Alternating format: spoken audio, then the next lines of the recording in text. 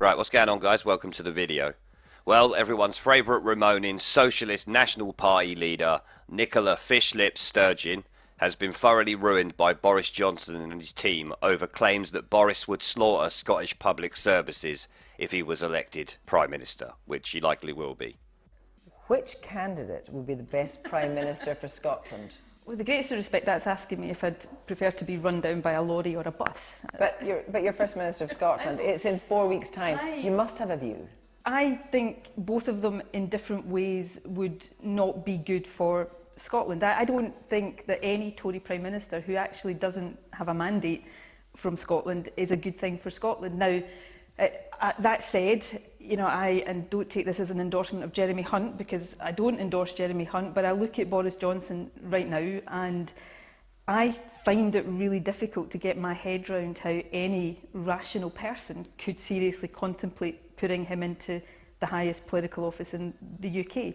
And the fact that the Tories appear very seriously to be contemplating doing that, I think gives you a sense of how out of kilter the whole UK political system has become and how out of touch the Tories are with mainstream opinion in Scotland. Because her Boris derangement syndrome has reached its peak thanks to a no-deal Brexit being a real possibility, she has to do all she can to smear any Brexiteer who might get into power, Boris being the one in question. Because communists don't believe in democracy, and from what I can tell, because communists don't believe in democracy, as we all know. Now, from what I can tell, most people in Scotland actually despise her, and the English support our Scottish brothers and sisters in their utter contempt for her politics and race-baiting nonsense that she's well known for. It baffles me how she ever got her seat in the first place, to be honest.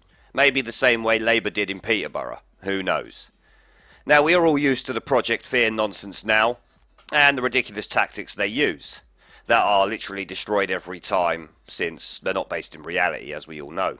Nicola Fishlips Sturgeon is currently shitting herself because her whole party is founded on the basis of leaving the UK and becoming an EU state, which Brexit drops a big fat turd on, since we will be out of the EU, and so will Scotland. And she knows, like anyone else does, that Scotland does not make enough money to support itself, so it would need EU funding.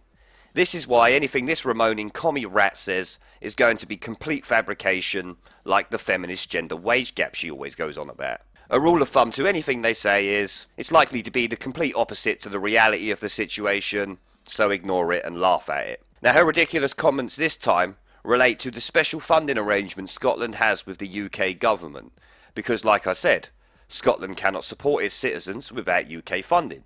The same is likely true of Northern Ireland, Wales, unfortunately due to the UK economy being heavily reliant on London, especially the financial sector. That's why the city is overcrowded, and obviously mass immigration. It's where the big international companies want to set up shop.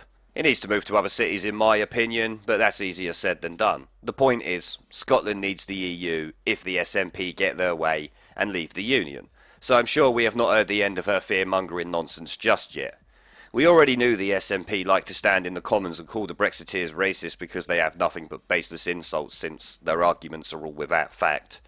They are the token party to satisfy Nicola and her cronies. They hold no real power, it's just the illusion of power, to those with delusions of grandeur. So let's check out this article from the Express on Nicola Fishlips getting humiliated by Boris Johnson. Now the article headlines: Desperate Fishlips, sorry I meant Sturgeon, humiliated as Johnson insists on no changes to Barnett formula. Now for anyone who doesn't know, and wants to know, the Barnett formula in short is a way to automatically adjust how much Westminster gives to each devolved parliament for public services, so Scotland, Northern Ireland and Wales. Boris Johnson's announcement on Westminster's block grant for Scotland has humiliated the SNP's desperate attempts to suggest he would slaughter Scottish public services if he was Prime Minister. A Boris Johnson campaign source said on Sunday, there will be no change to Barnett formula if Boris wins. For the SNP to suggest otherwise shows a hitherto unseen level of desperation and underlines just how much they would fear a Conservative and Unionist party led by Boris. But the SNP still perceives a Boris Johnson-led Tory government as a threat to Scottish prosperity. Of course they do, because an SNP-led government wants to be on their own. The Tories are a unionist party. SNP MSP Tom Arthur said, "The Tories have longed for the opportunity to hammer Scotland's budget for years. But the people of Scotland won't stand by while Westminster politicians plot to cut money from our vital public services to fund a disastrous no-deal Brexit." The comment from Boris Johnson's campaign team come after the team backing Jeremy Hunt for the top job urged Mr Johnson to stop dodging questions on the future of the formula, which allocates public spending increases to the Scottish Parliament, and to rule out scrapping it. The SNP said doing away with the formula would slaughter public services in Scotland. Mr Johnson's views on the issue have been under scrutiny as the race to succeed Theresa May to number 10 continues. Scottish Conservative MP John Lamont welcomed what he described as an apparent U-turn from Mr Johnson. Mr Lamont, Mr Hunt's campaign manager in Scotland for his bid to become Prime Minister, said, "I'm pleased that despite what Mr Johnson has said in the past about reviewing the special funding arrangements for Scotland, he has now apparently U-turned on this policy." Jeremy Hunt has always been clear that he supports the continuation of the Barnett formula, no ifs, buts or U-turns. A spokesman for Mr Hunt said the Barnett formula is essential to protect Scotland's public services. That's why a government run by Jeremy would maintain it, to help ensure Scotland's schools and hospitals get the funding they need. Now, I'm sure, regardless, even if they revoke this Barnett formula, I'm sure they would still allow the schools of Scotland to have enough for their needs and the hospitals' needs. Let's be serious here. That's just ridiculous to even suggest that they wouldn't. Even if they got rid of that, they would come up with something else which would be comparable. Now, Nicola Sturgeon, current leader of Scotland, wants to have another referendum on whether Scotland quits the EU. What a shock there. She believes the majority of Scottish people could now vote to leave due to the UK leaving the EU. In 2014, a day after the Scottish independence referendum, Mr Johnson indicated that he would be in favour of a redesigned funding model. See, it's not getting rid of it, it's changing the funding model, redesigned it because this one's old. Like the 70s, I believe it was made. The Conservative MP made the comments after the late Labour peer, Joel Barnett, who devised the formula, said it was unfair. Oh, so the person who created the formula and got it ready has said it was unfair. Mr Johnson said in 2014, "We can't just go on with a system that even Joel Barnett himself thinks is outdated. There is a good way of honouring this odd promise. He added, "Lord Barnett said himself, it was crazy and outdated to continue to funnel money in this way. If he thinks so, then I'm sure everybody else south of the border thinks so. It's my solution for honouring what is a slightly reckless promise." And that's how the article ends. But well, fish lips. Did that scare tactic fail there? It was a nice try. I mean, it's pretty obvious that any scare tactics and smears used by this moronic fuckpig is an attempt to derail Brexit. We all know this. She will demand a Scottish referendum on independence because she knows that would bring in another border like Northern Ireland that makes Brexit more complicated. It's such an obvious tactic to employ for someone who is desperate to get her own way, but failing miserably because she's just a puppet, given the illusion of power, like I said before. Face it, you demented little shit weasel. You got more chance of growing meat and two veg than you have of leading in independent Scotland, you jumped up jizz cup. So I'm going to leave it there. It was just a quick one to take a look at this article.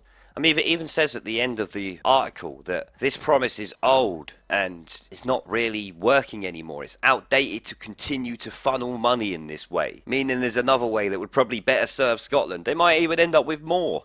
The funny thing about the way this works is that it may work out that they end up getting more money. So maybe Boris Johnson's idea is not crazy, and if it's less money and you can still do the same with it, which I highly doubt it would be less money, because then that would cause an issue, and Boris is going to need all the support he can get just in case a general election gets called by a vote of no confidence that I'm still not confident will happen. But there's plenty in this article that just contradicts what Nicola Sturgeon is saying. The woman is not very intelligent, in my opinion. She's stuck with a narrative. Everything's about leaving the UK, sorry, not the EU, so UK bad, Tory party bad. If Labour were in government, they'd be bad. But at the moment, I suppose she's Labour's friend because they're against the government. It's just ridiculous. It just amazes me how this woman even has a job and how she can speak for Scotland. Like, we had Theresa May speaking for us and it was an embarrassment. How long has this woman been an MP? I don't even care to look. It's too long, though. She doesn't deserve to be there. Now, before I end the video, let me show some gratitude to our Patreon and Subscribe Star supporters, Tara, Greg, Michael, Daryl, Elaine, Callum, Cameron, Kalamty, Kenneth, Michael, and William. As always, let me know what you guys think down in the comment section below. Don't forget to like, share and subscribe with the little notification bell, as it helps the channel a lot and will notify you when I upload a video. And I'll see you all in the next one.